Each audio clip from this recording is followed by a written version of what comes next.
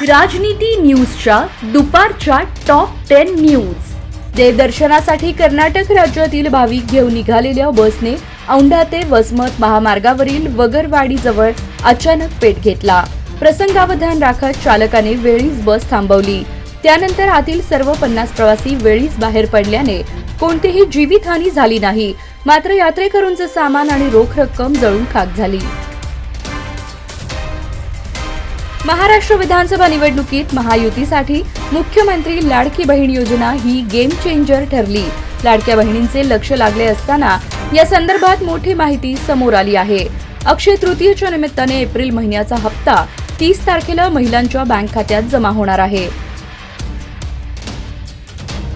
उजनी धरणातून सोलापूर जिल्ह्यासाठी सिंचनाबरोबर पिण्यासाठी पाण्याचे आवर्तन सुरू असल्याने उजनी धरणातून झपाट्याने पाणीसाठा कमी होत आहे।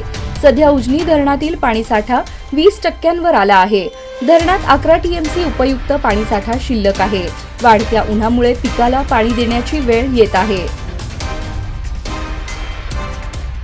केंद्र सरकारने सोमवारी पेट्रोल आणि डिझेलवरील अबकारी कर प्रति लिटर 2 रुपयांनी वाढवला आहे।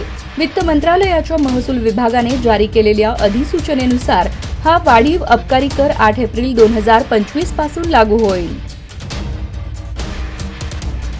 सांगोला येथील विश्वरत्न डॉक्टर बाबासाहेब आंबेडकर यांच्या पुतळ्याचा अनावरण व लोकार्पण सोहळा गुरुवार 10 एप्रिल रोजी दुपारी 3 वाजता संपन्न होणार आहे।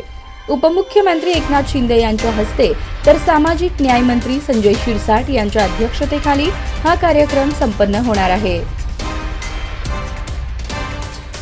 देशात घरगुती गॅस सिलेंडरच्या किमतीत वितरण कंपन्यांनी 50 रुपयांनी वाढ केली आहे। जनरल ग्राहक तसेच प्रधानमंत्री उज्ज्वला योजनेतील लाभार्थ्यांनाही दरवाढ लागू असेल। केंद्रीय पेट्रोलियम मंत्री हरदीप सिंह पुरी यांनी ही माहिती दिली। बंगळुरूने 20 षटकात 5 बाद 221 ही बलाढ्य धावसंख्या उभारल्यानंतर मुंबईला 20 षटकात 9 बाद 209 धावांपर्यंत मजल मारता आली। बंगळुरूने 2015 नंतर प्रथमच वानखेडेवर मुंबईला पराभूत करण्याचा कारनामा केला। अक्कलकोटच्या स्वामी समर्थ मंदिरातील एका पुजाऱ्याच्या आडमुठेपणामुळे भाविकांना विनाकारण मनस्ताप होत आहे। लक्ष्मी दर्शनाशिवाय ओट्यावरून दर्शन मिळणे अवघड बनले आहे। व्हीआयपी नेत्यांसमोर मात्र पुढे करतात, त्यामुळे काही संतप्त भक्तांनी त्या पुजाऱ्याच्या कानशिलात लगावल्याची चर्चा आहे। सर्व प्रकार मंदिरातील कॅमेऱ्यात कैद झाला आहे। याची चौकशी झाल्यास अनेक गोष्टी समोर येतील अशी अपेक्षा व्यक्त केली जात आहे। महामानव डॉक्टर बाबासाहेब आंबेडकर जयंती सांगता मिरवणूक रविवार दिनांक 20 रोजी निघणार आहे। या मिरवणुकीत एक बेस आणि एकच टॉप स्पीकर लावत सर्वोच्च न्यायालयाने ठरवून दिलेल्या आवाजाची मर्यादा पाळावी।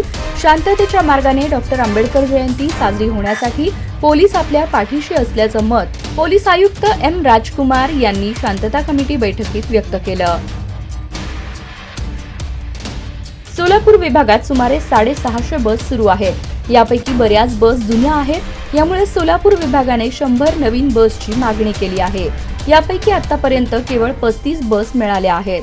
सोमवारी सोलापूर आगारात नवीन 5 बस दाखल झाल्या। मध्यवर्ती बस स्थानकात नव्याने दाखल झालेल्या लालपरीचे लोकार्पण आमदार विजय देशमुख यांच्या हस्ते झाले।